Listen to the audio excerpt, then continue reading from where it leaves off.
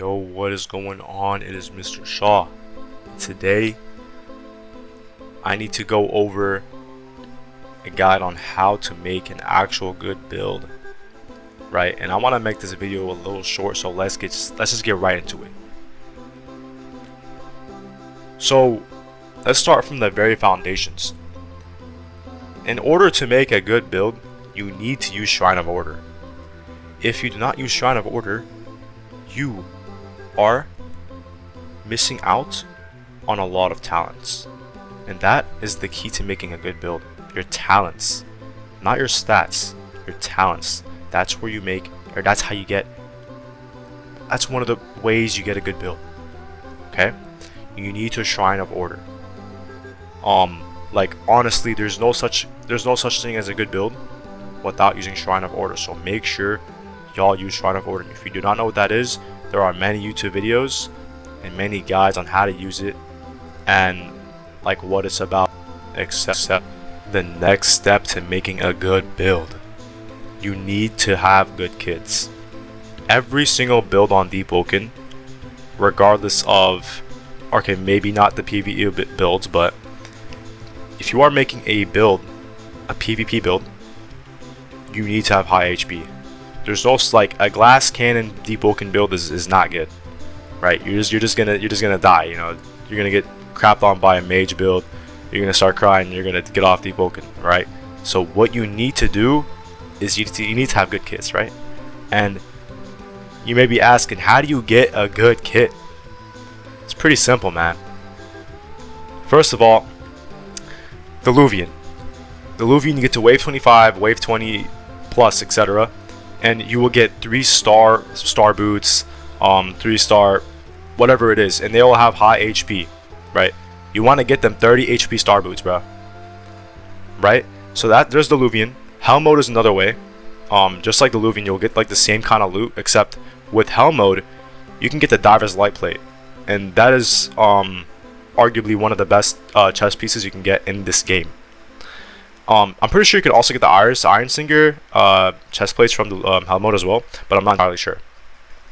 The next way you will get good armor pieces is through enmity. So, or actually, let me make it more broad. The world bosses. So whether it's the boss in the first sea, the second sea, or enmity, you will get some crazy armor. Personally, I use the one from the Big Serpent. Gives you a free talent, Overflowing Dam, and it has a lot of HP. So yeah, that's definitely a way to get some good HP equipment. Another way is you can farm Primadon, because he will drop like a lot of 3-star Vigil hoods, Deepwoken hoods, and those have a lot of physical and HP.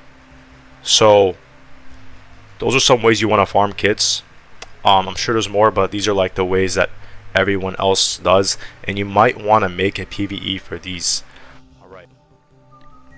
The next thing you want to do to make a good build, you need to avoid using these oats, because honestly they're not good and they're like a waste of time.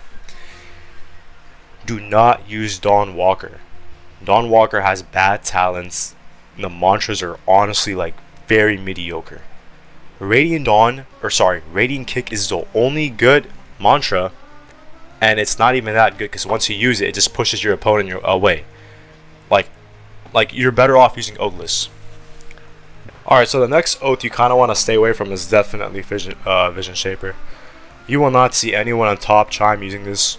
Anyone honestly in the game using Vision Shaper, because they reworked it and they made it complete, but it's trash. Do not use it. It's a waste of your time, and it'll make you bad at the game. The next oath you honestly want to stay away from now is unfortunately going to have to be Silent Heart.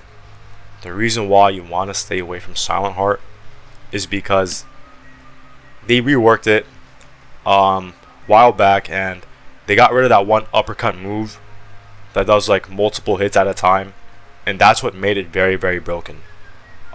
the current moves it has are not that good. Not many people use it anymore. But honestly, it's not as bad as the previous two I just mentioned. But you're better off it's going oathless, right? Now, here are the oats you kind of do want to use. This is kind of the current meta right now, and it's going to be oathless. Why do I say oathless? Because oathless quite literally gives you 10 plus health, oath mantra resistance, extra wild cards and whatever. Oathless is the best when you're using like double attunements. For example, like Flame and Ice, go oathless. Any double attunement, go oathless. You get that extra health, which is very important. I'm gonna go over why health is one of the most important things that'll make your build good. But yeah, oathless is definitely a good oath. Even though it doesn't have any moves, you don't really need them if you're going dual attunements. This is specifically for dual attunements. The next oath that you do want to use is Jet Striker. Jet Striker is one of the strongest oaths, and many people still use it. And what makes it strong is that one move, Jet Kick. It's very, very fast and hard to counter. Sorry, parry. Hard to parry. And honestly, that's like the main mantra that people use from Jet Striker. It makes you very, very fast, and it makes your character like very, very strong, good, fast, etc. Jet Striker, you definitely want to use that. Next oath you want to use. This is a new one, Soul Breaker. Soul Breaker is freaking amazing for ganks. You grip someone, you get that Ardor Scream. You have that one Ardor Slicer move that is hard to parry, extremely fast, and does a lot of damage, and it's good for combo extending. Soul Breaker is definitely an oath that you want to use in this current meta. The next oath that you want to use in this current meta is Contractor. One, because it requires no stat requirement, meaning you could honestly go or build any build you really want to make, and on top of that you can just make it even better by using Contractor. Contractor has very, very, I would say, a strong move, because the other two are not that good. Judgment is one of the strongest oath mantras in this game. It used to be bad a long time ago when it first came out because it was extremely slow, but ever since they made it extremely fast, it's been a very good punishing move. This oath is extremely strong because of that mantra specifically. The next oath you want to use in this current meta is Stark 100. Stark 100 has always been good, but ever since they made that one move where you jump up in the air and start doing combos with your wings, it's just been like extremely strong.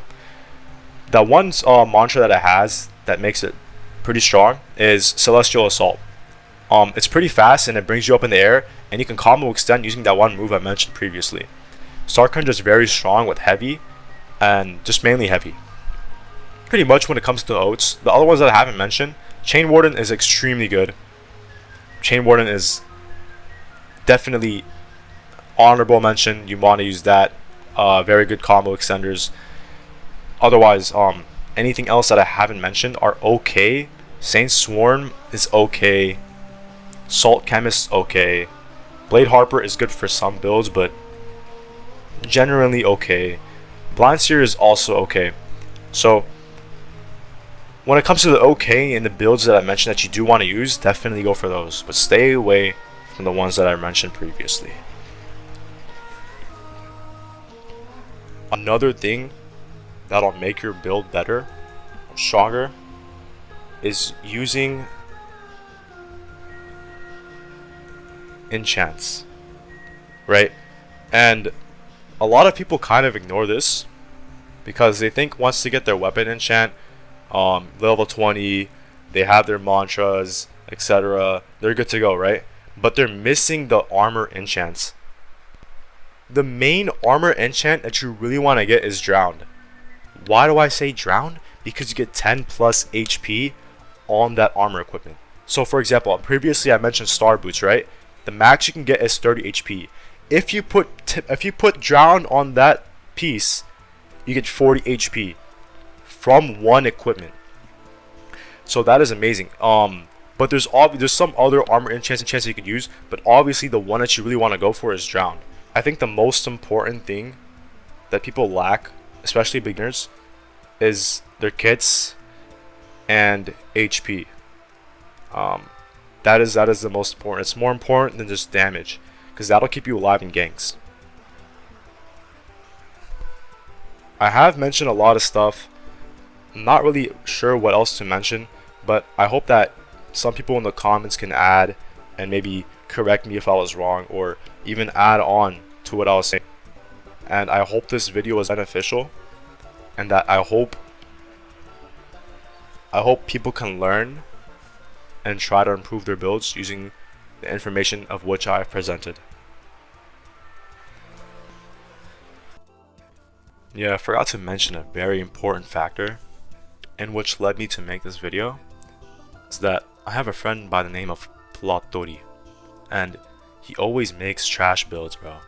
And I kind of feel bad for him, because like, he likes to play Deepwoken, but you know, he just never improves.